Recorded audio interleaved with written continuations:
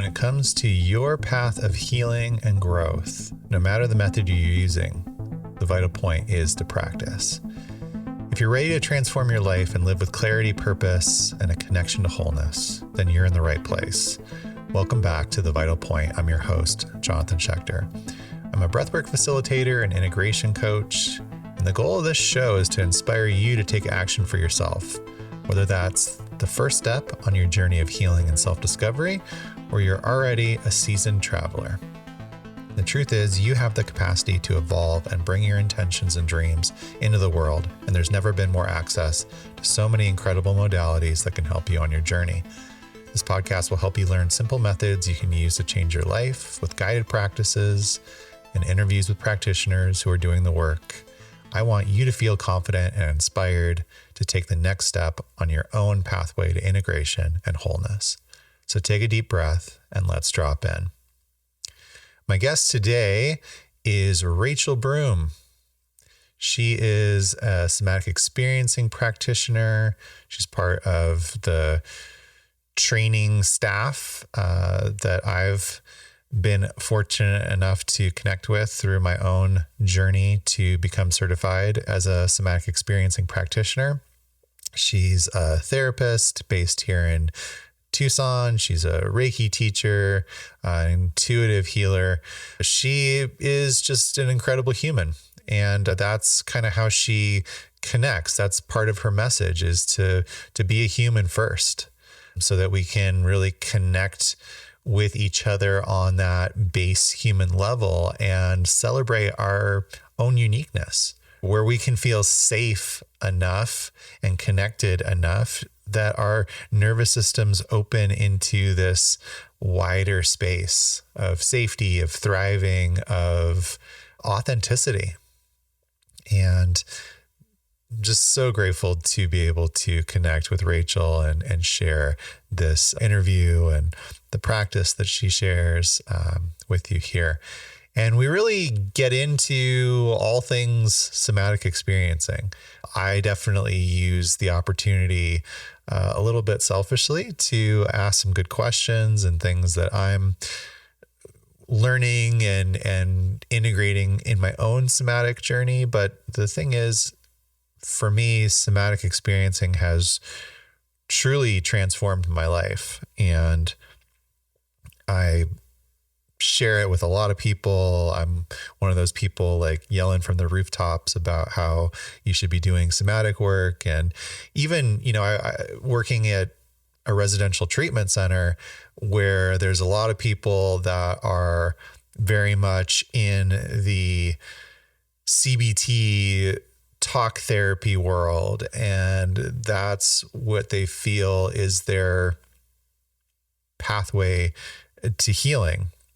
And not that I want to take that away from anyone, but oftentimes I find that the key to overcoming the challenges that brought people into being in a residential treatment center, things like anxiety disorders and depression and addiction and, substance use disorders, that those things are stemming from trauma, whether it is a single event that led to PTSD or complex and developmental trauma.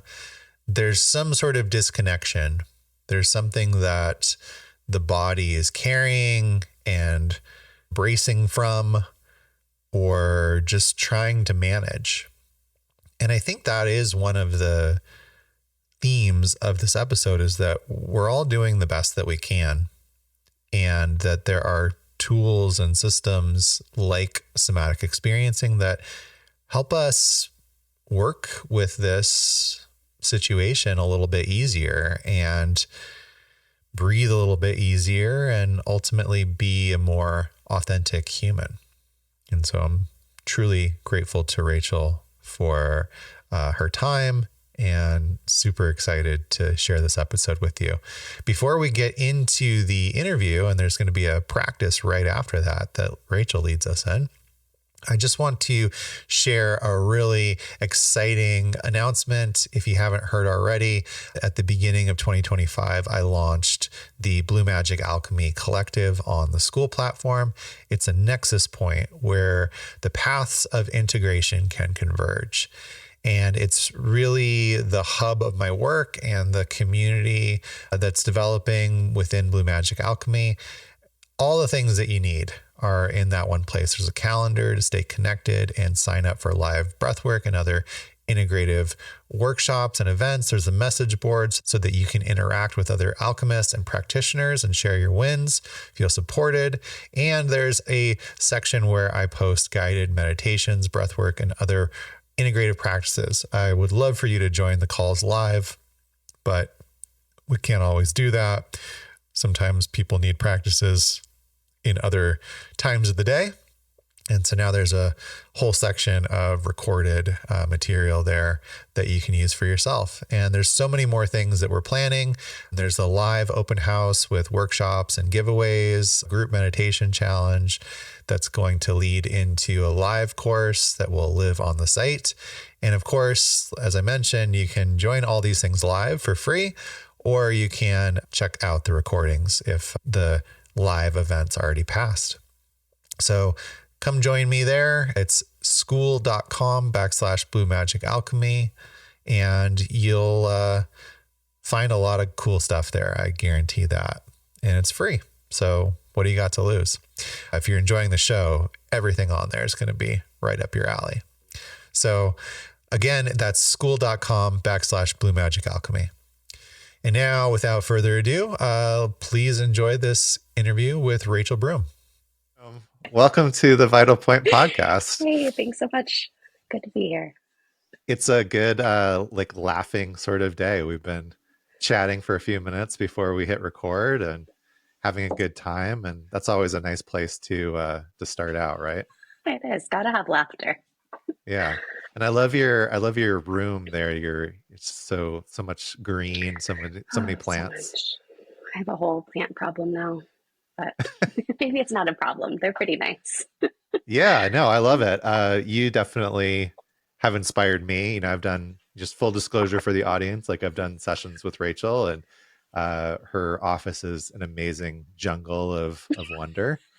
And definitely inspired me. Like, you can't, all of mine are like off camera, but it's a little fraction of what you got going on. Plants hold everything with us. I was reading a study that they used electrodes and they were reading the plants, when they're stressing out rats, and the plants were stressed and the rats were stressed, and when the rats were happy, the plants are happy. So for what it's worth, I think they're pretty good at holding us. That's interesting. Yeah. Here's your weird nugget of the morning.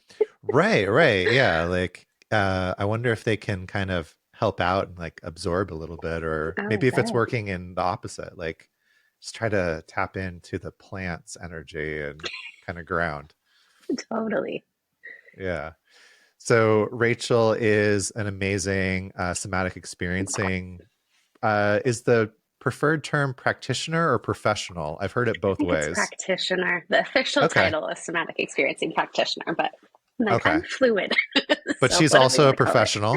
Yes. And just really grateful to have the opportunity to talk with her. And we're going to talk about somatic experiencing and maybe some psychedelic integration, or how SE fits in with inner work. So you are definitely in for a treat here. I wonder if it would be okay just to kind of help us all drop in together, if we could start with a little practice. I love a little practice. I'm a pretty off the cuff kind of gal, so I was thinking about, talking about plants, and maybe just, even if you close your eyes, or if you don't want to close your eyes, but just finding some roots for a minute and just noticing the ways you can drop down to Mother Earth here, the way gravity just hugs us right to the earth all the time. And then just noticing if there's anything on the inside that starts to let down, any softening you notice, any ease you notice, maybe any warmth. And then we're going to take a little trip around the body, if you feel like it. Of course, at any time, if it doesn't feel good to you or you'd rather keep your eyes open or look around your space, please feel free to do so. You have all the choices you want. But I'm wondering, if you all will find the place you're either sitting or standing. And if you just imagine that if you're sitting on a chair, that chair kind of rises up underneath you to meet you a little more. It's pushing back. What happens next? For me, I usually track that my pelvis gets a little bit wider and my spine softens. And lots of us like to brace there. It's a good place for us to help hold and manage. And noticing anywhere else in your body that might want support. That could be moving to the ground, could be finding the back of the chair, allowing your body to take in a little bit more of that support. And if 5% is too much, 2% is great, or 1%, just a little bit of support.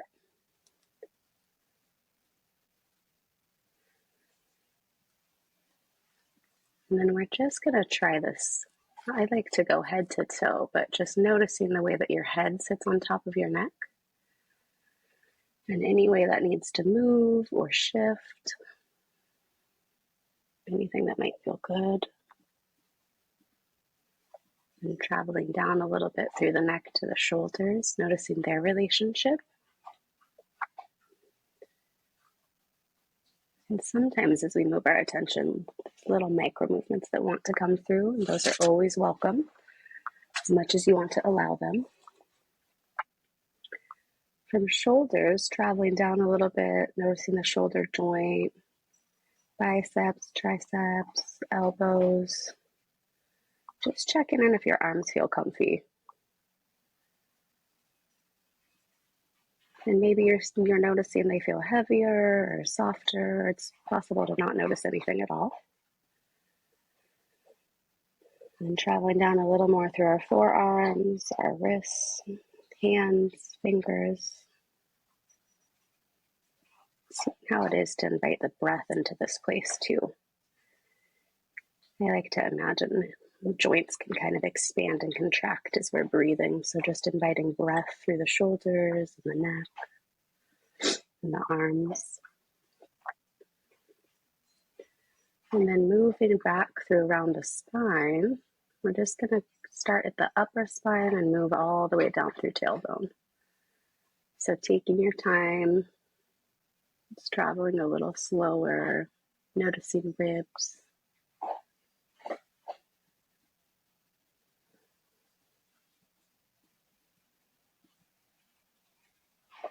Noticing the way your pelvis is sitting.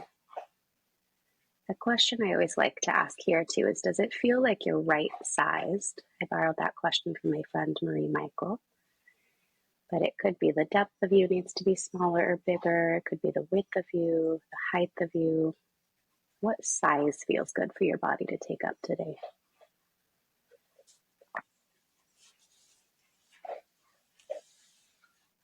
And then traveling down a little bit further, you have these really cool sit bones that help us. And our legs and our knees. So noticing if they need to move or shift. I don't know about you all, but I'm feeling a little bit heavier and more dense, but also possible to notice something different or nothing at all. And then we'll travel all the way down through the calves, to the ankles, to the feet with those cute little toe joints we all have. And I like to imagine here, if we breathe up in through our feet from the earth on one side, and then back out through the other foot on the other side. So it's kind of this cyclical way that we belong to the earth. And just noticing what that's like on the inside of the body.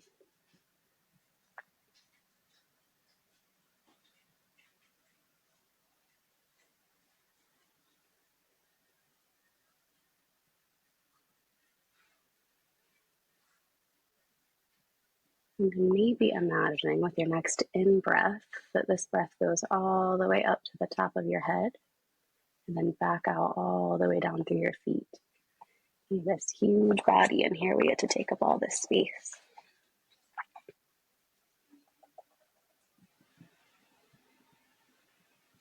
Noticing any other movements that want to come through. And then if your eyes are closed, you might notice the quality of the light that comes through your eyelids as I kind of invite you back to present time and space before you open them. Taking your time, you can kind of flutter them open or softly notice what it's like to allow them just to open. And then noticing how your space looks. Is anything different? Do things look sharper or clearer? Are you looking across at your laundry that needs to be done? And saying, we'll get to that in a minute. And just really letting yourself take it in. And noticing anything on the inside that feels different. Welcome back. Thank you. Mm-hmm.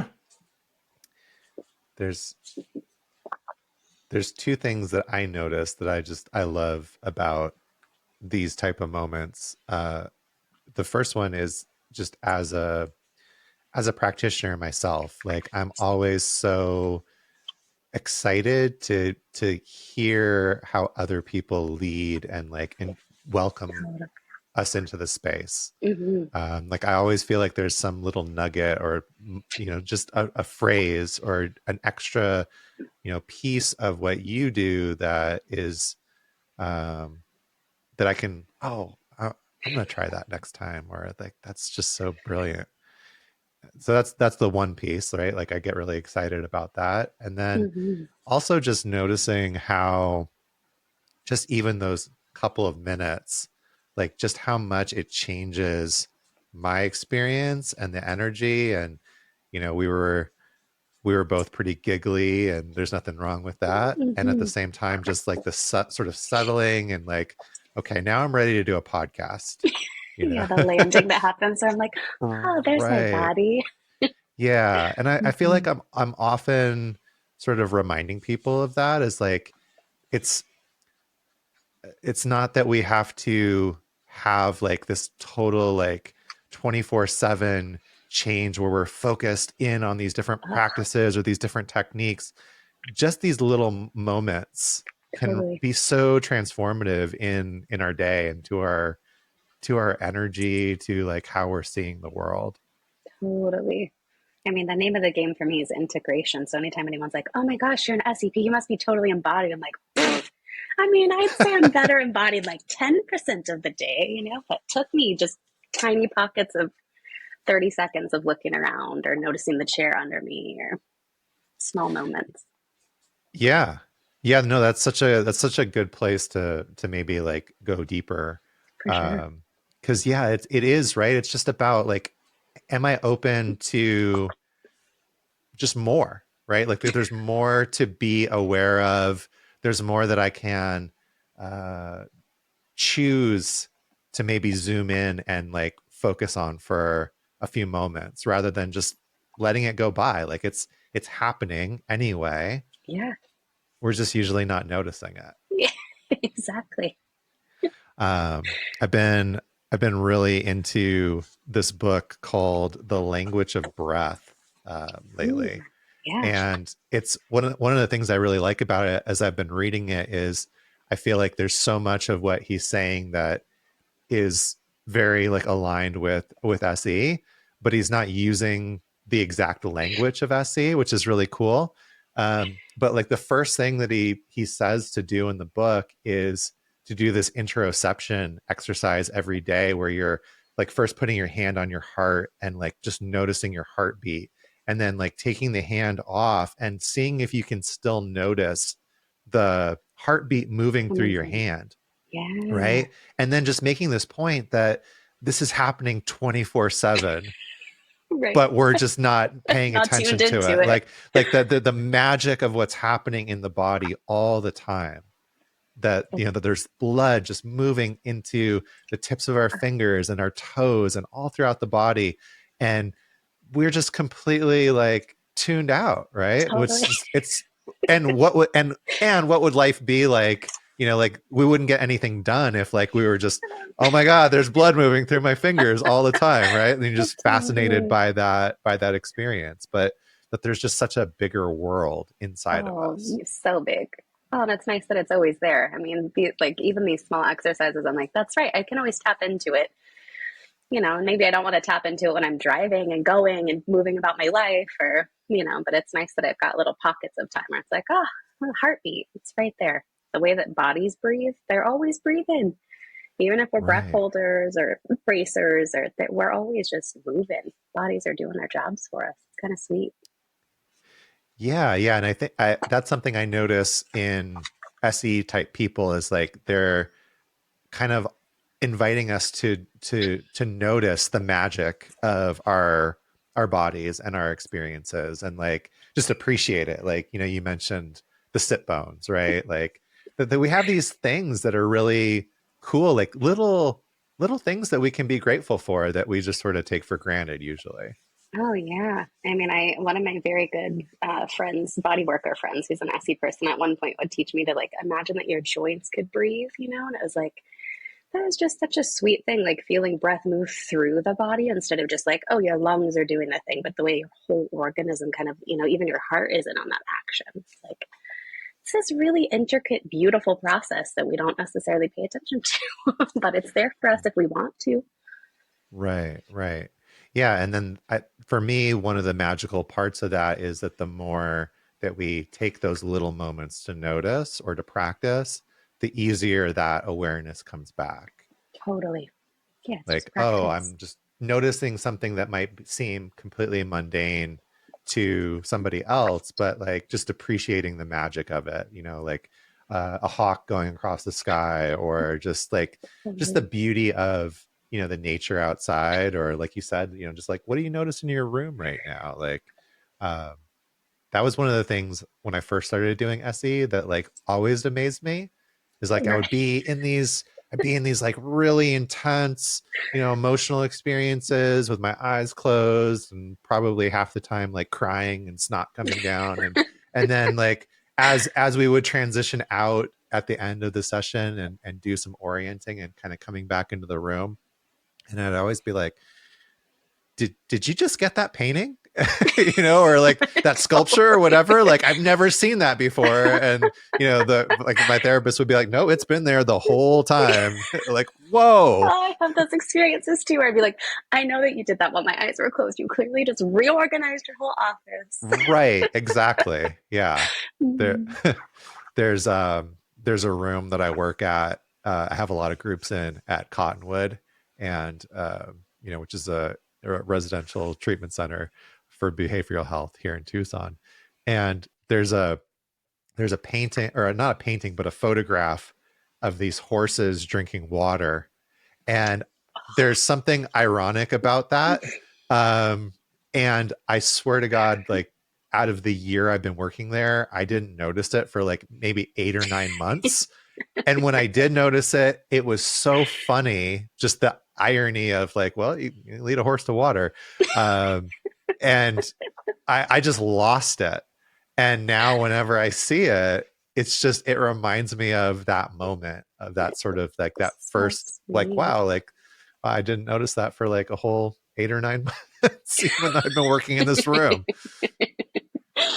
Yeah, I have lots of that. I remember doing SE really early and just doing that, like let your eyes wander and just be curious. And it was like amazing the amount of things I could see that I had bought that were in my own space that I had just either forgotten about or didn't know they looked like that, or missed that there was silver on a picture when I thought it was blue, or, whatever. It's just like, this is garbage that I've been missing everything. Yeah. Yeah, absolutely.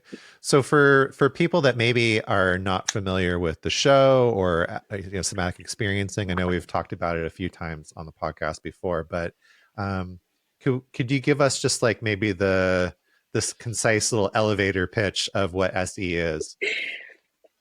Oh gosh, I can certainly try.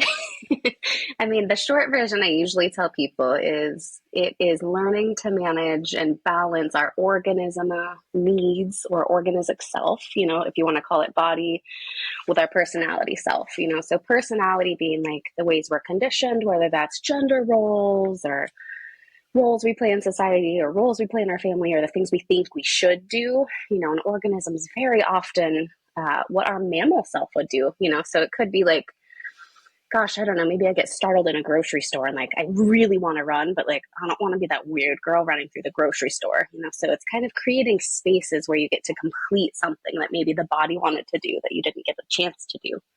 And it can, I mean, it has a label as a trauma therapy, but really I'm like, it's kind of a therapy to learn how to be human. I think we all need help with that. We have a culture that really gets us disembodied and going and do and no breaks. And, I mean, I don't know how you are here, but I see most people today. I'm like, how you doing? And everyone's like, yeah, great, busy. Good. How are you? There's not this like, hey, how you doing? Or it's like, oh, good. Yeah. How do you know? Oh, my chest is soft and I'm landed in my chair. We don't have those kinds of check-ins. So it's like balancing the two of those is really what it's about. Yeah. Yeah. I love that what you just said in terms of what I heard is curiosity, like Totally. asking how you know. You said something else when we were doing the body scan of like just sort of checking in, like, do you feel like you're the right size? Like what's coming up for you? So there's these curiosities and these inquiries into the sort of a deeper level of experience rather than just saying, how are you doing? Well, I'm fine. Okay. Well, number one, fine is not an emotion, Totally. right? Yeah. But how do you know? Yeah. And that's like such a powerful inquiry. And I think too, like that, I think you touched on interoception earlier, but I remember sitting with Kathy Kane one time, which I'm sure you have heard loads about. Yeah. But she was talking about, part of what happens is when we're really little humans, like toddlers, something happens and we feel a sensation and we look to our parents to figure out what it is.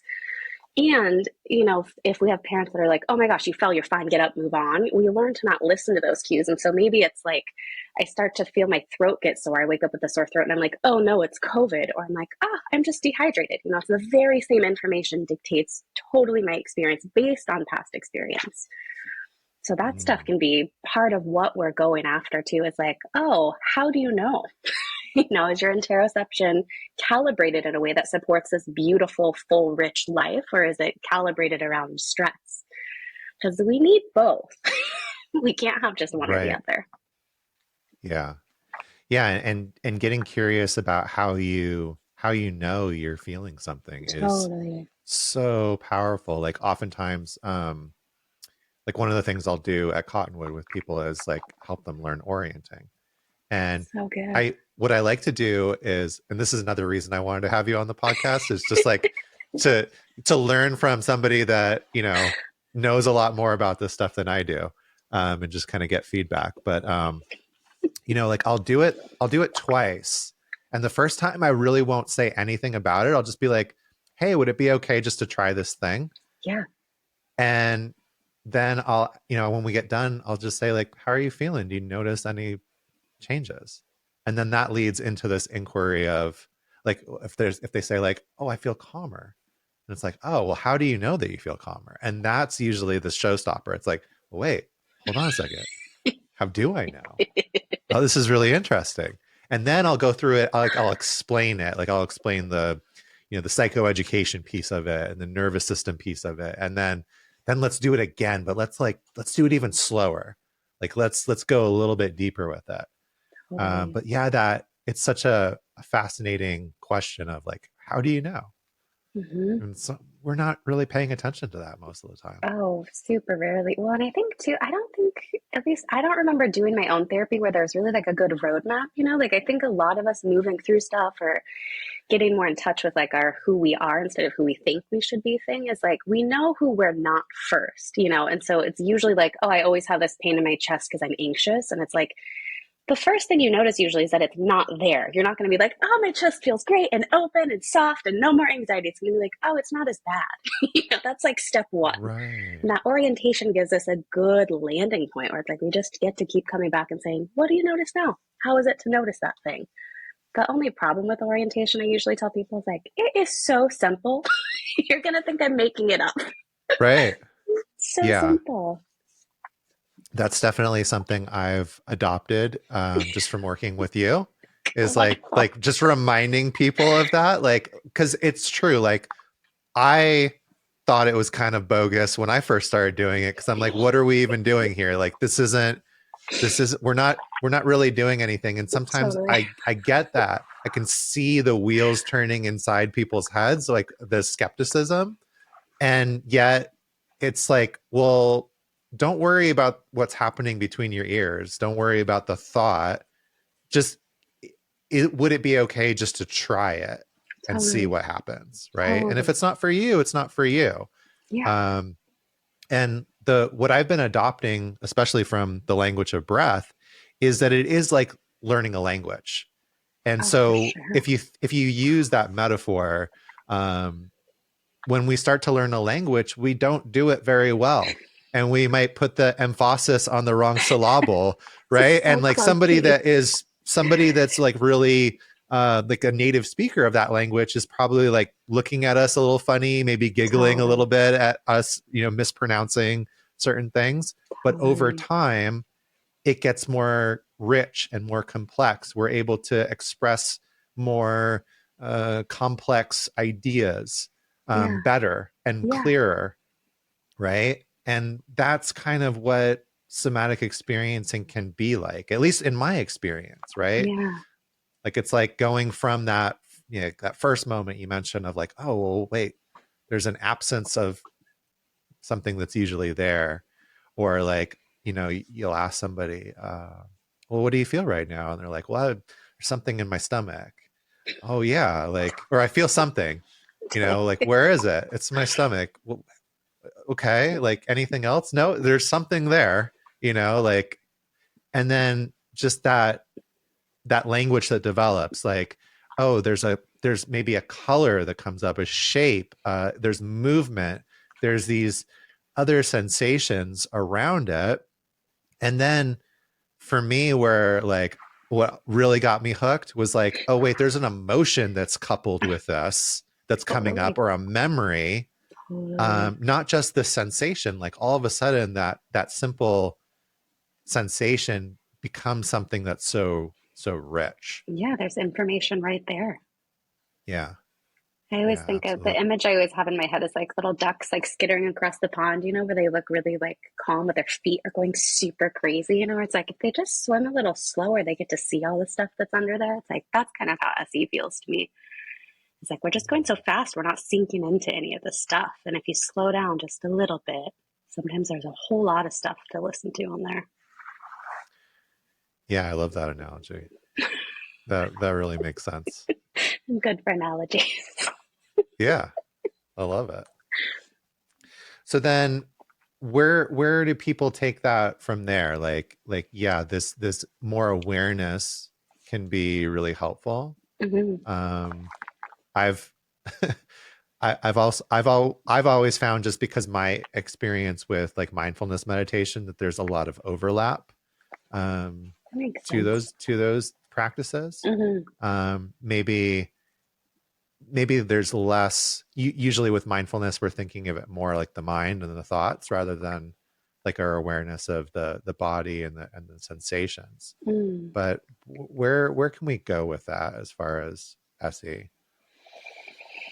I mean, I think ultimately one of the things I'm always trying to help people go for is like behavioral flexibility, for lack of a better word, that like slowly as we develop, I mean, I more or less call it the map. So most people show up in my office and it's like, we've got a map where every fast food restaurant is. And I'm over here and I'm like, we're going to teach you how to cook like a home cooked meal, some good soul food. And you're like, okay, I've got McDonald's, Chick-fil-A, Chipotle. What are you even talking about? So it's like, we've got to build a common language. And then we have to get used to just finding landmarks on the map and just going, oh, I didn't know that was there. Okay. That's often the thing I'm looking for is like, do you trust your own sensations? Do you trust your own self? Which, if you don't, welcome to the team. There's lots of us that find our bodies have different opinions and we don't like it. and then just building capacity to be with what happens next. I mean, a lot of it, I think, is just allowing space for the body to do something that it might need, even if we're not in the driver's seat. Mm.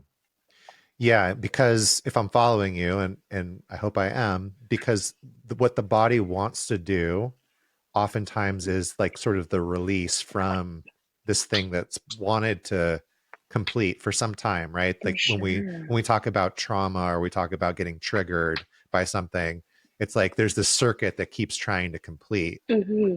And what would happen if we actually allowed that completion in whatever way that it looks? Yeah. And sometimes we need more than one shot at completion. I mean, Mm. I feel like the classic example is always car accidents, but I'm like, man, when I reworked one, it was like, in one instance, it was like I got out of the car and saw my car get smashed. In another instance, it was like I didn't even leave my house that day.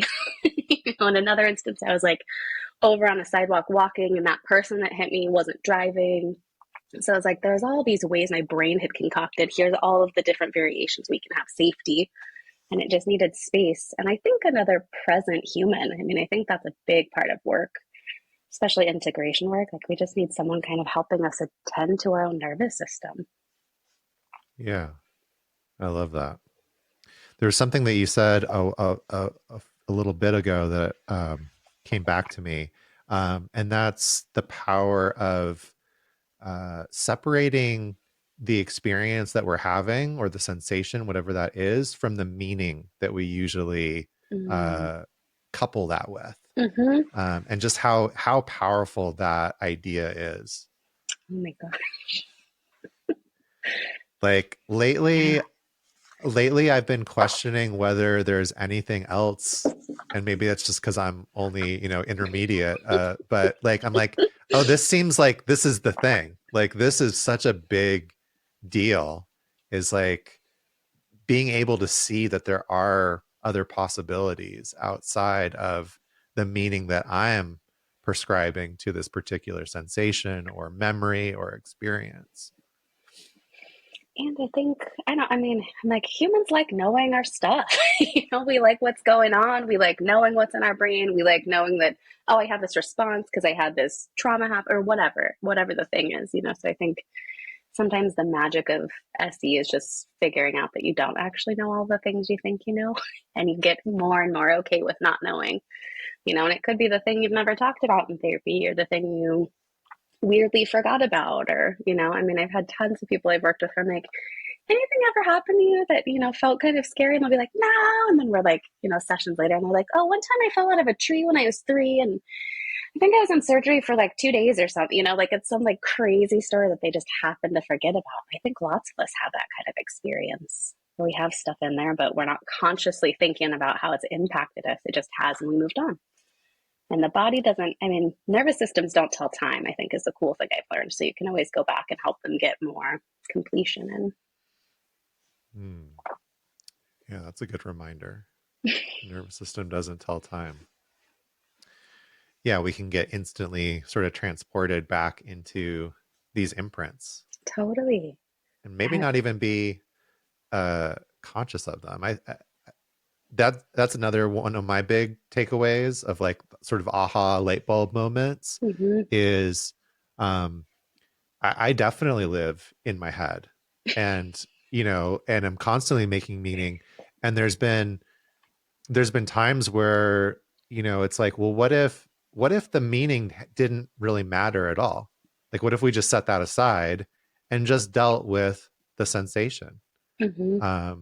and just let ourselves be with that, right? Because as much as we'd like to make meaning, there are going to be times and experiences, maybe those imprints that happened during the birthing process or For pre-verbal sure. or at a time where we're just not going to have the satisfaction of the meaning, right? or Totally. the person that was there with us or is no longer there. Like you can't go Right. and ask them like, well, what did you mean to do by that? Like, can I correct this meaning? But Mm-hmm. there's still value in just going through the experience and the sensations and just whatever else is coming up, completely divorced of any sort of meaning.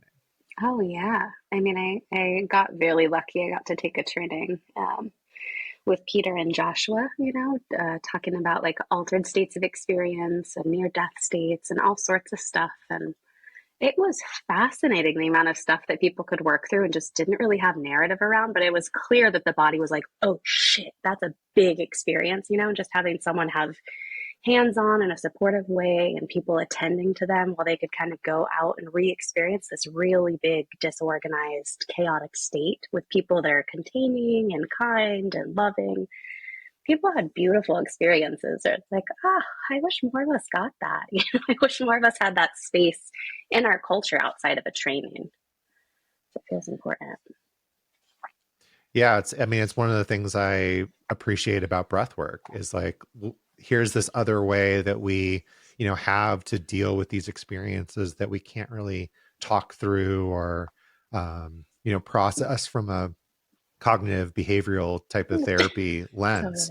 Totally. It's just like, and oh, like, oh, you had this birth experience and this is how it's showing up in this archetypal or way that hundreds of other thousands of other people have also experienced.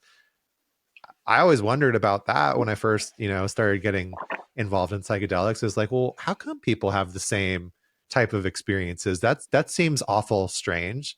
And then it's like, well, wait, weird. but if it's our brain and our consciousness trying to make sense of this event that like literally we didn't have the capacity to deal with, oh, that's at the very least pretty good theory, like a pretty good guess of like why we're having these similar experiences. Oh, yeah. I mean, I think especially folks that have really early, like hard birth experiences or near death experiences, those are folks really often that I'm seeing doing that intensity seeking thing. And I think in part it's because it's that subconscious, like this really big, overwhelming thing happened to me and I didn't have AD control. So subconsciously, I'm going to get back in that state, hoping for completion, not knowing that's what I'm doing, except maybe it'll be a little bit different. There'll be a guide with me, or there'll be a therapist with me, or my partner will be with me, or whatever, hoping that we get a different experience. And without context kind of dependent clues, it's hard to get completion.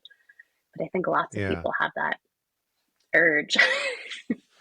Right. Yeah. And I think that's a great question. Like how can we do that in a more organized or like intentional way, right? Because like rather than sort of the randomness and the element that I think you're speaking to, right? That we're throwing ourselves into this big field and hoping for a particular outcome. But are there ways to maybe make that field a little bit more manageable or intentional or yeah. I mean, I'm like, I don't know about for you, but for me, I'm like integration and titration. Like those are the things. The easy way I explain that to people is like, I'm not going to, if you've been right back to my goofy fast food analogy, if you've been barely surviving off tiny bites of fast food, and I'm like, we're gonna home cook a meal and we're gonna have a giant feast together. Let's do it. Here's all of this, beautiful food.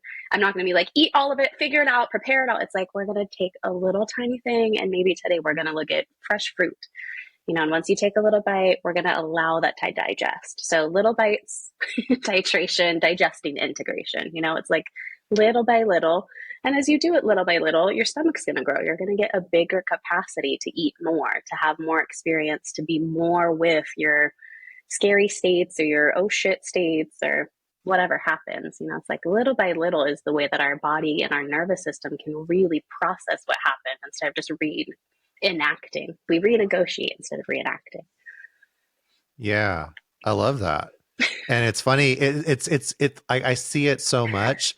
Like even within this podcast, like I've talked with people that are on the bleeding edge of sort of this exploration, and their path has been like, I'm going to take amounts of medicine that when I tell people about it, they don't even think that I'm being serious, right? And I'm fascinated to just chat and listen to these people's experiences, because to me, I'm like, wow, this is like you're like a pioneer on some final frontier, right? Totally. And then there's this whole other group of people, and I would say that I'm definitely in this particular camp, where the more psychedelic experiences, the more inner work, the more whatever it is that they're doing, the less they need, or the less they feel they need. Yeah. And when they've listened to that impulse, followed that curiosity, they've actually gotten more out of those more titrated experiences than just eating as many mushrooms as you possibly, can think that you can handle, and like hanging on for dear life, right? Totally. So I'm always like really fascinated by that, because the psychedelic experience itself is kind of dysregulating, right? Like Yeah, it can be for we're sure. we're definitely like getting into the washing machine and turning it on Yeah. high. Oh man.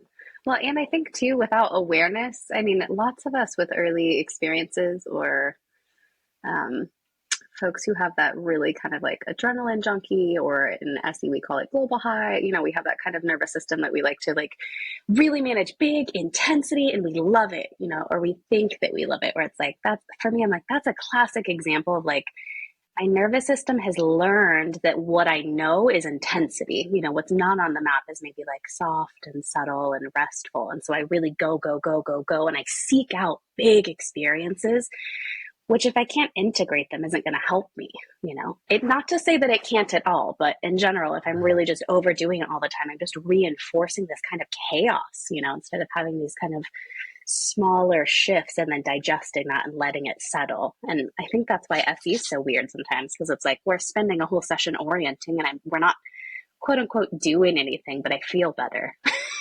Like I remember lots of sessions like that. It's like, because I'm a little bit of an intensity junkie. Where's my intensity? Right. You're supposed to make me better. I love big experiences, and figuring out titration was just a different thing. Like these little small trips can be really helpful. Yeah. It sounds like you're talking about like sort of balancing the experience, right? For Like sure.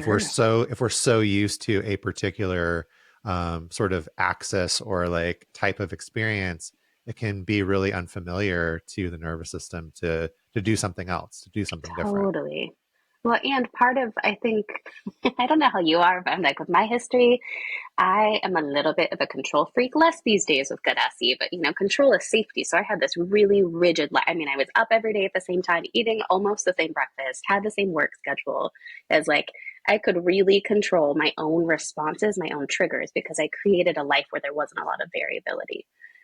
So it's like, we want life where you can have things that are different and fluctuate, and you're not like, oh my god, I'm gonna die. It's just like, oh, that's annoying, no big deal, I can tolerate it. It's not an issue. Yeah. Yeah, I'm always fascinated, to kind of go back to say Cottonwood. Like I'll do like a breathwork group with people where it's like we're just doing down regulating, calming, breathwork, breathing through the nose, learning to breathe into the diaphragm, slowing the breath down, slowing the Mm-hmm. exhale down. Things that for most people make us feel calm, Mm-hmm. relaxed, centered, present. And there's like 10 people in the room, and 9 of them come out of the experience and they're like, Right. and then there's one person that's like, I'm about to have a panic attack right now. What did you do to me? Totally, I would be that person. Yeah, so it's like that whatever we're used to Yeah. is what we're used to, and if we throw in Totally. something that's totally unfamiliar, it can feel kind of weird and unsafe. Super weird and unsafe. I mean, all the time I'm trying to unstick with people, like, just because it's new doesn't mean it's dangerous. The Mm, easy homework I give people all the time is like, I want you to play the I like it, I don't like it game. And then how do you know is part two of that. But it could be like, let's look around your space. What's something you like and something you don't? And most of us find out we have a hard time with one of those. We either really can't find something we don't like, and it might be do it in a space that's not your home environment. Most of us have homes that we really enjoy, but it could be right. like a doctor's office. What do you like or not like? there's easy stuff, and then how do you know? Because we're really wanting to unstick. You can not like something, and that doesn't obviously equate that it's dangerous. And many of us have that system that, like, I don't like it, it's bad. It's new, it's scary, it's bad. It's like we just go so quick to like safe, unsafe, safe, unsafe, safe, unsafe. Where it's like there's a whole lot of gray space in here that we want access to. We want that Yeah. flexibility. I mean, that's what you just described is like really core fundamental Buddhism as well. That like the whole like the whole like the whole reason that we're suffering is that we're either saying, well, I like this, I don't like this, and that doesn't have any intrinsic existence. It's just that's how we're perceiving the values it, we right? assign. Totally. Yeah. I love this like my favorite song could be like the thing that makes you just want to like Crazy. run out of the room, right? You're like, Totally. Please turn that off. And neither of us is wrong, right? Like Totally. It's just our experiences and our preferences and how we're experiencing things. Yeah. And I think it's an important piece of learning how we know what we know. Like I worked with really little kids and parents for a long time. And it was like watching parents try to get their 2-year-old to eat broccoli, which already is just an impossible feat, but it was like, there's an important part to us figuring out that like mom really likes broccoli or dad likes broccoli or my caregiver really likes that thing and I don't. And it's not a bad thing. It's just like a fact. I don't like broccoli. You do. We're still in a relationship. It's no big deal. And not all of us get that experience. There's lots of pressure to like make your kids eat veggies, and kids are Right. impossibly picky because now they have opinions. And, so it's like there's all these things that we can get set up and conditioned to like really force ourselves to eat or drink a thing. Or, I have a good friend that was like a coffee aficionado for a long time. And we started doing this like, not like thing. And she's like, you're the worst. I don't actually think I like coffee. I like the experience. I like going with my friends. I like the, like the hanging out at a coffee shop. That feels good. But I don't actually like coffee. I didn't know, it was like, well, we slowed down and started tracking what she was noticing. It was like, oh man, she had like an achy tummy and she didn't really like the flavor. And, it's like all these things that she Right. just didn't pay attention to. That's really interesting. I mean, I'm making mental notes for myself, for sure. Not necessarily around coffee, but like, yeah, there's a lot of value in that. And again, we're going back to this, I think, core concept of curiosity rather than sort of collapsing down to a particular judgment. Totally. Yeah. Or that, I like that SE, like intervention when you have a judgment about something, saying like, I'm having the thought that, so it just gives you a little space. So even if you're one of those people, like a lot of us who have a lot of shame, where it's like, oh, I'm such a piece of garbage, like I'm having the thought that I'm garbage gives me space to get in there and be like, well, how do I know that to be true? Or do I have stuff that says it's different? It's like, we're just creating space around stuff for things to reorganize.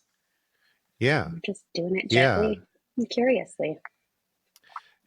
And that's another thing I found with SE that kind of, for me, goes along with what you just said, is that there really is this radical acceptance of our entire experience rather than like stigmatizing or shaming certain responses, certain impulses, certain behaviors, and like these ones are okay, these ones are not.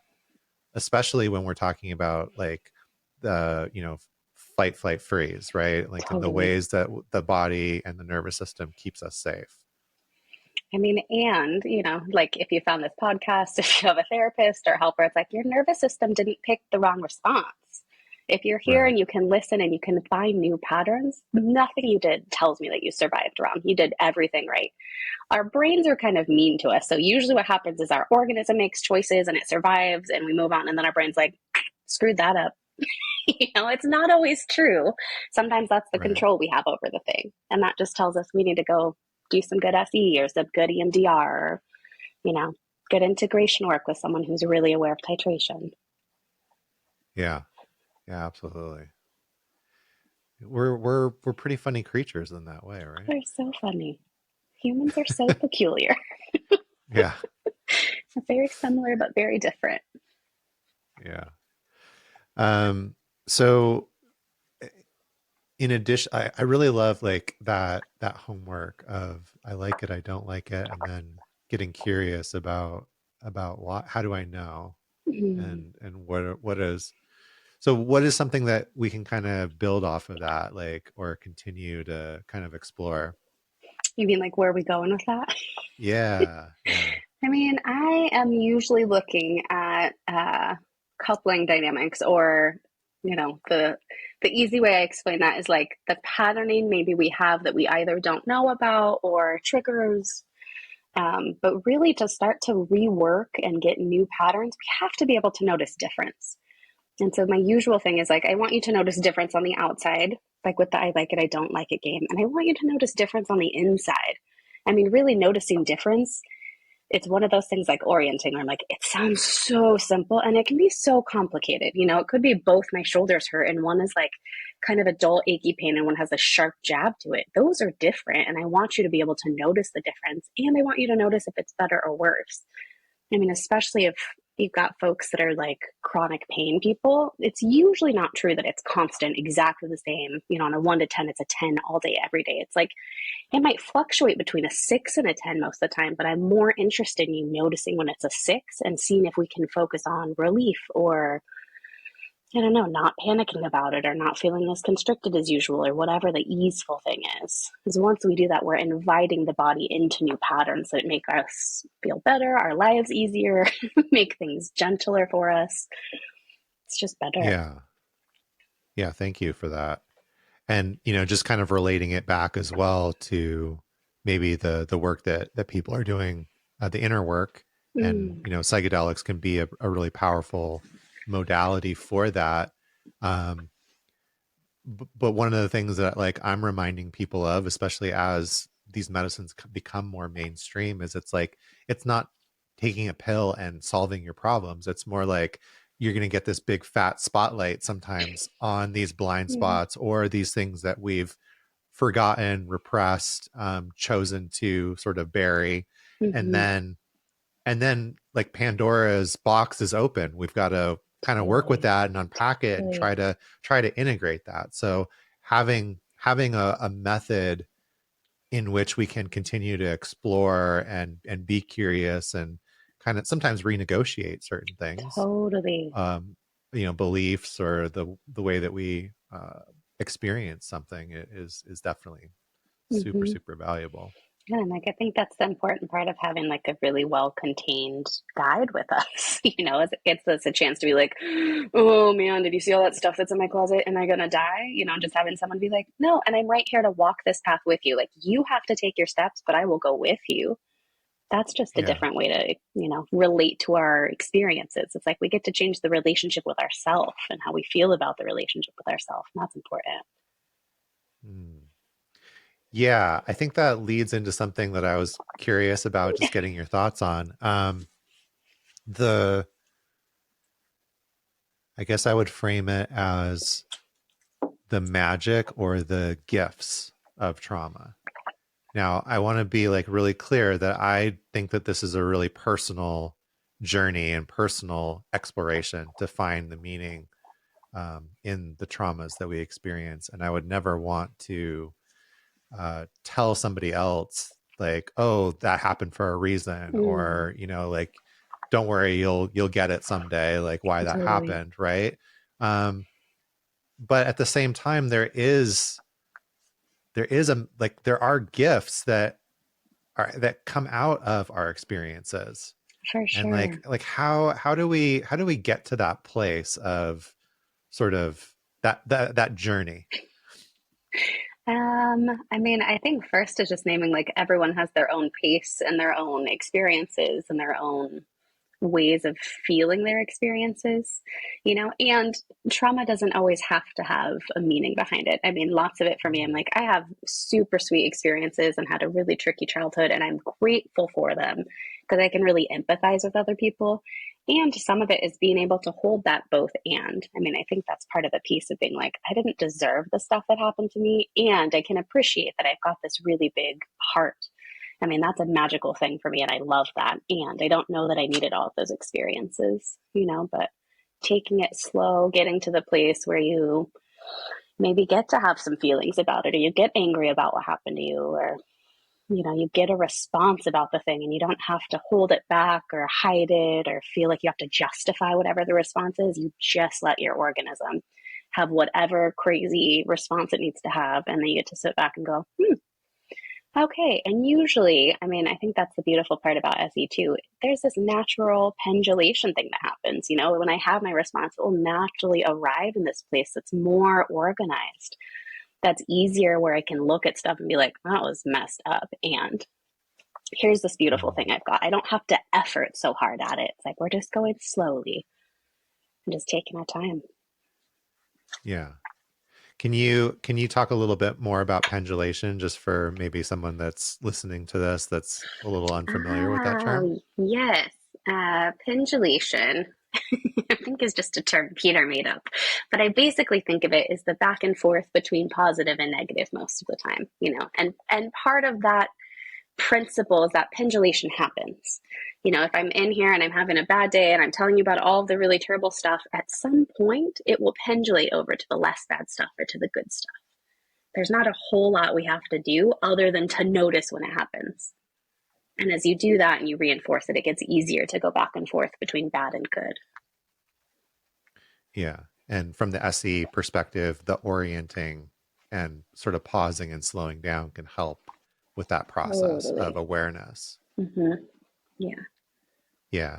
I think that was like a game change, like one of those game changer moments for me was like, well, I get that when I'm having like a really strong, what I'd label as a negative or uncomfortable experience, like the value in sort of pausing and trying to like find that orientation. But it can be just as valuable when I'm having a really strong positive emotion to also pause and just like let myself orient. Totally. And I was like, wait, hold on, wait a minute. This is changing the way that like I'm experiencing life. Totally. In a really cool way. Oh yeah. I mean, it's in some ways I'm like, this is also natural, I think. If we're out living in little villages and hanging out with each other, it's like, of course, if a cute lizard scampers by, you'd be like, oh my God, did you see that lizard? Except we have these really busy lives where we're just going and, we're less away, I think, from our human selves. And so this just gets us back to like, slow it down and just notice what you notice. That's step one, is just being with noticing. Seeing what the body needs. All the answers are in there. You don't have to go looking. You don't have to over effort. You just have to learn the language of your specific organism. And they're all a little different. I love that. Me too. Like, thank goodness we don't have to know anything. It's in there. Yeah. There's the soundbite for the episode right there, I think, Love that. That was great. Yeah. Yeah, and it's just it's interesting. Like, there's so much depth to this work, and I'm constantly just humbled by it. Like even just sometimes, like how being around somebody else might make your experience starts to become richer, or like you can kind of like sort of latch on to their experience in a little bit. Yeah, a little bit of co-regulation. Totally. I was having this some difficulty like a few months ago, and I was like, I don't, the working in a treatment center is like not the easiest thing to do all the time. Yeah. And somebody that I really like trust and kind of look up to like pointed out, hey, like, do you realize that you're having an effect just by being there? Like, yeah, you have to teach classes and you're doing sessions with people, and that's great. But like, you realize like you're having an impact just by being there. And I was like, I guess I didn't think about that. And, it kind of goes back to like so many of us that are trying to better ourselves or, do inner work in all the things, right? Like, I know that I get overwhelmed sometimes by like the amount of pain and suffering and things that are challenging in the world. And like, what can I do? Like, what's the best thing I can do? And, I really love I'll call it the Ram Dass approach of like the only thing that I can do to help you is help myself. Totally. You know, is just to do the work myself, to because then I'm creating this, you know, this energy Yeah, that I can walk around with, totally. Different flow that rather people than get to see. yeah, yeah, Hmm. Yeah, I think that with anything big and overwhelming, and like, A, it is not our job to fix the entire world. There's lots of us out there helping. Um, Kathy Keene has this really beautiful exercise she calls, I just lost the name of it, but it's basically tapping into the web of helpers, you know. So thinking of, you know, anyone who's gotten you to the place you have now. So any partners, any pets, any ancestors we've got, even if they're not our direct lineage, if we're not close to our family, but just really imagining them behind us, kind of pushing up and holding us upright and tapping yeah, into that at any point that we need it. It's like there's so many of us out there helping. I all the time have to sit with that thing where I'm like, right, there is heartbreaking grief and overwhelm and devastation and all sorts of terrible things happening in the world. And there's so many of us efforting towards goodness and trying to make it better. And that's enough to get it contained and hold it. We're not holding it by ourselves. We're holding it as a group, you know? mm. I love that. Yeah, I'm gonna find that, because I actually do something similar in my breathwork sessions with people. Like as we're kind of starting to get ready to drop in, like I'll invite them to just bring in any sorts of Yeah. support Yeah. that they'd like. And that could be, you know, angels or different energetic beings or ancestors, teachers, you know, Totally. pets, you know, Totally. whatever is going to be supportive, you know, for you in this expansive experience. Yeah. Like, and just remembering or reminding them like, hey, this support is available to you all the time, Always. you know, Yeah. whenever you want to tap into it. Mm-hmm. And it's been really, really powerful for me. And I think um lots of plant medicine ceremonies that I've done do something similar as well. You know, you're really like calling in that support, and at least for a moment remembering that we all are interconnected. We're in this Oh, interconnected web of yeah. existence. Yeah. We're part of it. We're not Right. separate. We're not different. We're not better or worse. We're part of the thing. Yeah. Hmm. I mean, I think that speaks to like nervous system regulation, integration with plant medicine, any of that stuff. I'm like, yeah, it's only you, and it's only you, and you're part of the web, you know? Just like if you pull a piece of a string in a blanket, it's like the whole blanket moves. Your work totally will make a big impact Yeah. for lots of us. Love it. Hmm. This is like such a nourishing, just warm conversation. Like I feel so good, not only like to be able to talk to you, like somebody that I, you know, am fond of. I find like I'm Like, very grateful hopefully, that I like, yeah, that I'm like that I am able to, you know, call you a friend and, you know, get to work with you, and um, just the information that, you know, you and wisdom experience that you oh, have yeah. to share. It's just wonderful. Yeah, I'm so glad I got to be here. I'm like, this was so delightful, delicious, like feels so nourishing, Yeah. sweet. I mean, man, SE is just the best. I know, I'm like, you can't convince me. I try my hardest. I'm like, don't talk bad about other modalities. Don't do it. You know, I'm like, SE has just been so good for me. And I think part of it's like you spend 3 years slowly learning who you are, not who you think you are, who you're supposed to be, or, you know, really making peace with the animal body that we get and the softness of our animal body. It's a magic thing. Mm, yeah, it's a good reminder, you know, like we like we're human and we're still animal. And there's We're animals. a lot of those, there's a lot of that instinct and, you know, sort of unconscious behavior in there. Totally. Yeah. I mean, we have And a frontal cortex, so we judge it, but we have all right. those instincts. I saw this great meme the other day that I've been just, it's been like living rent free in my head of like, it's like this animal like looking at a human and going, you know, they're like, oh, stupid animal. And they're like, you're the only species that pays to live on planet Earth. And, you know, I Oh, I just, love that's that. just so funny to me. Like, I'm like, uh-huh.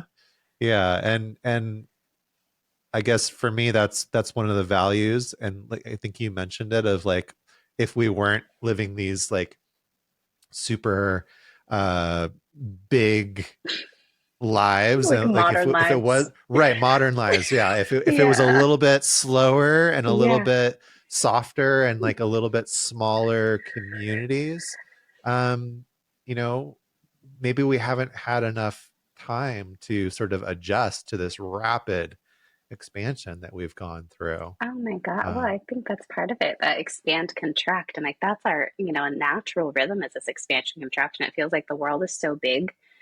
Especially the yeah. more I learn about nervous systems, I'm like, no wonder we all like psychedelic integration stuff. You get a Mm, contained expansion in a container with someone that's sitting and holding you, and then you get to come back and you're in community. I mean, we're designed to be in community by nature of how we are. We're pro-social mammals. We are supposed to be in our villages, and we do not have communities built into our culture anymore. We're making yeah. them. I think plenty of us are efforting towards finding really good communities and people who love us and good friendships. And but there's Yeah. just not enough inherent space. And I think we're designed that way. Things that are traumatic aren't traumatic if I've got someone going, holy shit, are you okay? Come here, let me give you a hug. It's like immediately I can let down and maybe have a completion instead of walking around and being like, oh, I have to figure out what's next. It's like someone's got the details. I can let my mammal self do its thing. And we're getting those Yeah. spaces. I think psychedelics does it well. If you have a good space holder, SE does it well. Yeah. I've told this story on the podcast a couple of times before, but like I had this really interesting experience a few years ago where I I got laid off unexpectedly.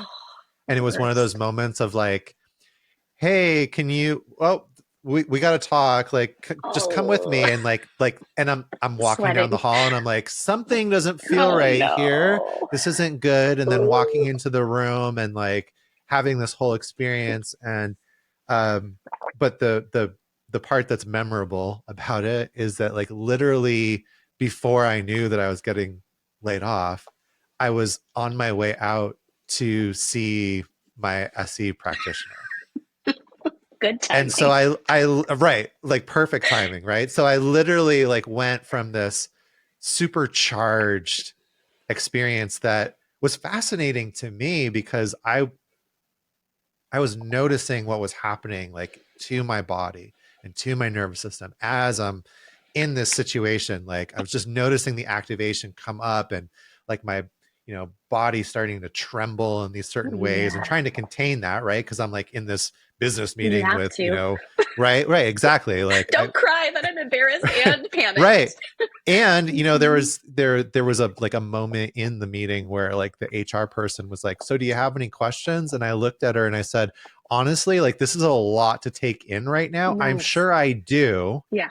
but right now I'm Not just right now. busy trying to like To figure out what's just next. stick right. Yeah. Like Oh. I don't have the capacity to like ask you questions, but I'm sure I will. Oh, I'd I'm love to have sure. your card so that when I'm a little bit more grounded, I can, but that in itself was like, oh, this is new. I feel like I'm making some progress here.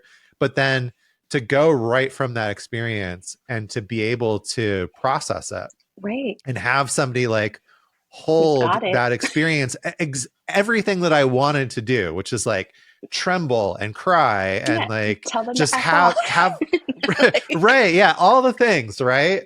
Like yeah. to have that happen when it was so fresh, as opposed to like, oh, like let's try to unpack this thing that happened 20 years ago and Totally.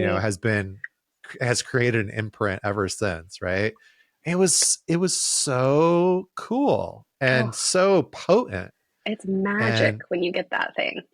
yeah, yeah, it was like it was really affirming to me that Yeah. I was kind of on the right path as far as what I was studying, That's the you know. sweet stuff. I mean, I remember sitting in, I think, my car, and some crazy swerving went through the intersection, and I was like, oh, I could just do the thing and just go to work, and instead I pulled over, and now I have enough capacity that I'm sure I cried and shook and just let my nervous system do its thing, and got back and saw a client, and I was like, the really interesting thing about SE is like I totally could have overridden that. I could have pushed, I could have just gone, but it's Right.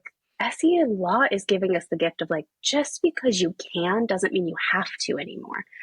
Like, Yeah. of course you could have, asked questions and you could have been like, yeah, okay, I need a second. I'm going to get into business and I'm going to figure, and Right. instead you were just like, I don't know. So it's like honoring our capacity doesn't always mean I can't do something. It's like, I could if I needed to, and I'm not going to, because I'm honoring that this feels like a lot and I just need a break. Yeah. It's like, that's a big deal.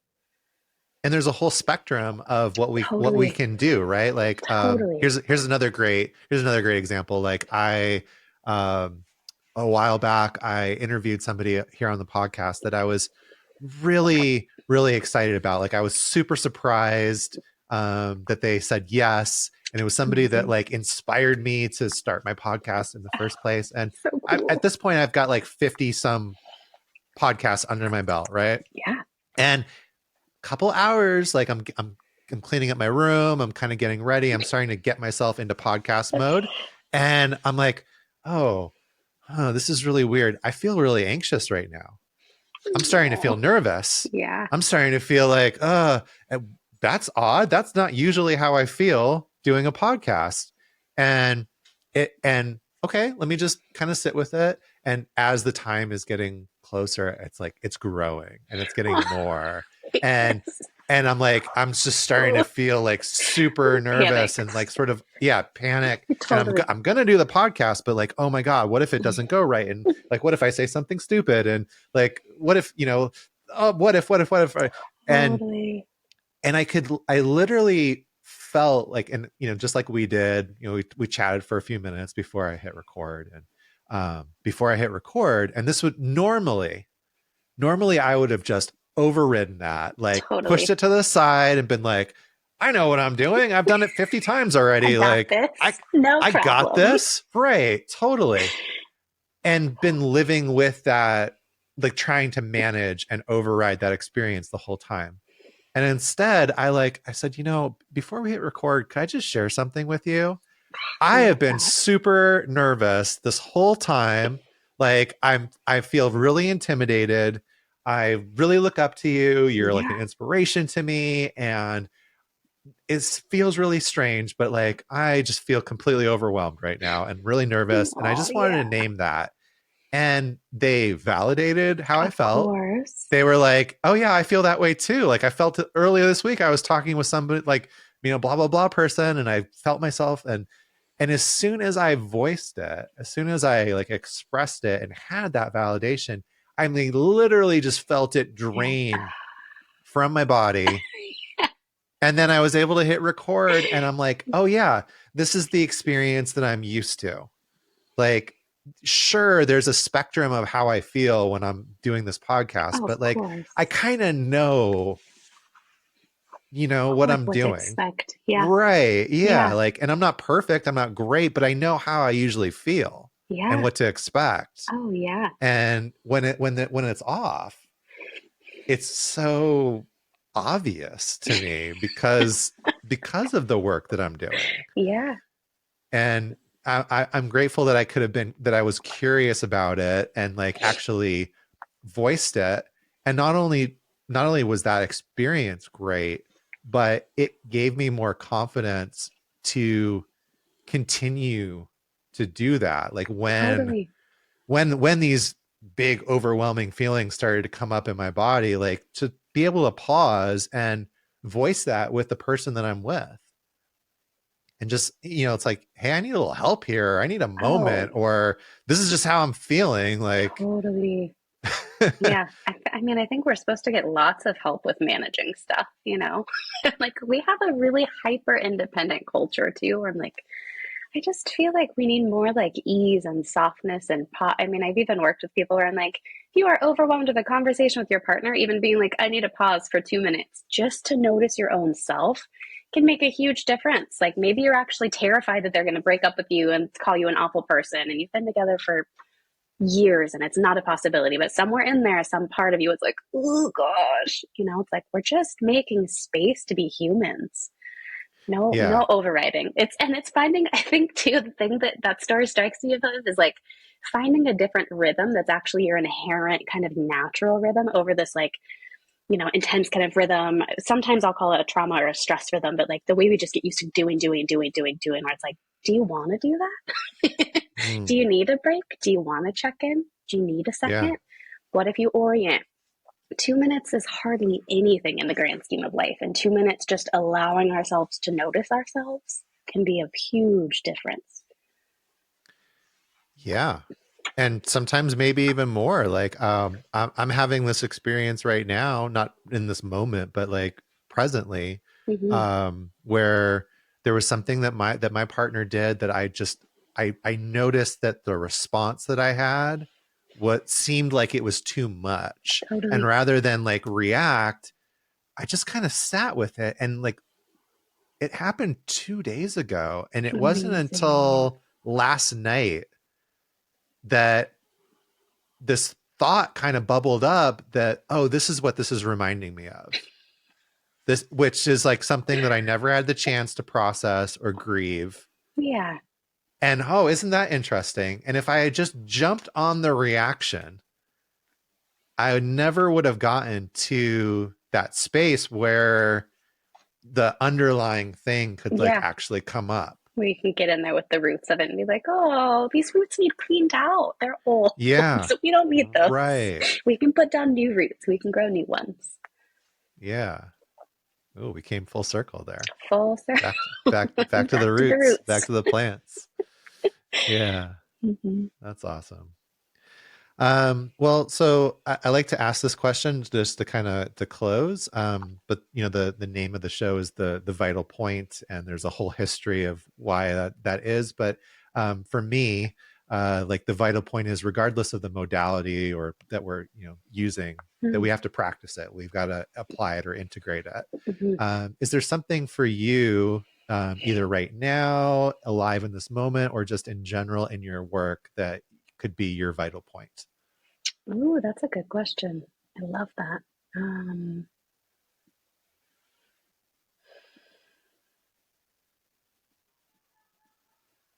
I mean, I think I am usually doing that practice of kind of allowing my feet to breathe up through my body pretty Mm, often.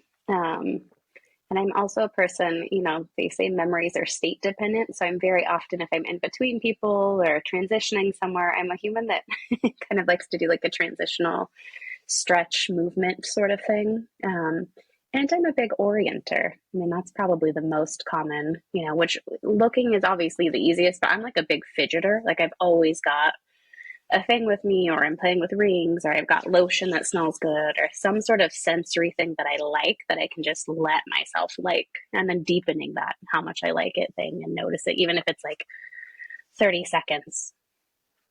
yeah, I love that.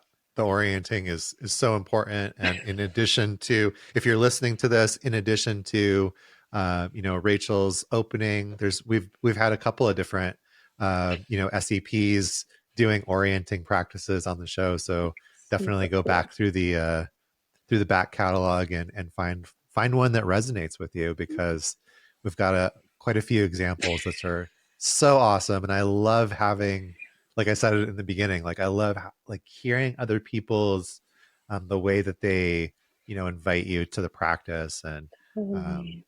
just I feel like I learned so much. Just like, oh wait, there's a little nugget. I'm gonna take that into my toolkit, or Totally. my recipe, just to Oh, maybe yeah. follow your analogy, right?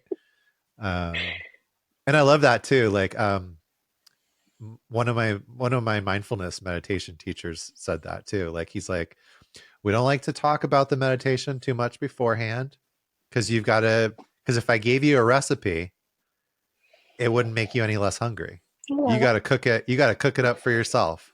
And you And might now you like got the different recipe. spices. Right. Yeah, You might want exactly. more salt than I would, or more like priming goes a Yep. long way. So I'm always like, here's a general curiosity. What do you notice? There's Yeah. no wrong way to notice yourself. Yeah.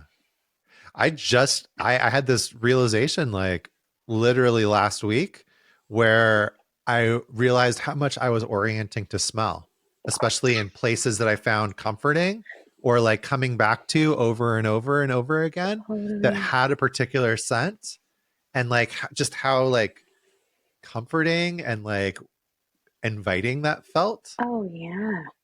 And I was like, oh wait, Orienting to smell. That's so cool. Like, That's my favorite thing to orient to, I think. Like that and like touch. I'm like, in the morning with like a cup of coffee. That's the other thing I do. I have like a 10-minute mm, morning coffee or morning beverage if I'm not drinking coffee that day, where it's like I like curved mugs that feel good in my hand that have thumbs, and the warmth of that and like the smell and the sounds of my house. It's like this just sweet little package. So, like, smell is a huge thing we orient to that we just don't talk about as much. yeah. Yeah. So you guys have homework is, noticing We the things expect that you reports. like and and don't like, and then just getting curious about, how do you know? And there's so much curiosity and exploration to do there. And um, I know Ted Lasso kind of made it famous, but curiosity being the opposite of judgment, and Totally. there's so much value to that. So much value. So much Yeah, sweetness when we're curious with ourselves. yeah. Mhm. Well, Rachel, it's been a pleasure talking with you. Thank you so much for taking your time to chat and to share your experience. My pleasure. Thanks for having me. It was so Yeah. delicious. It was so nice to be Um, here. we'll add it to the show page, but just in case somebody's like driving or something, if they want to get a hold of you to work with you, how can they do that? What's the best way? Oh, I have a very long email, but my name it's my name at somaticloveandhealing.com. So Rachel, Rachel, somaticloveandhealing.com. Awesome. Yeah, and we'll make sure to put that on the show page and link to your Instagram as well, Thanks. and whatever else is a good way to get in touch with you. Thank you so much. My pleasure. I hope that you found value and inspiration in this episode. If it struck a chord with you, I'd be incredibly grateful if you could take a moment and leave me a review. It's a simple, cost-free way to show support and help more like-minded people discover the show. Make sure that you check Rachel out. You can find her at somaticloveandhealing.com or on Instagram at somaticloveandhealing.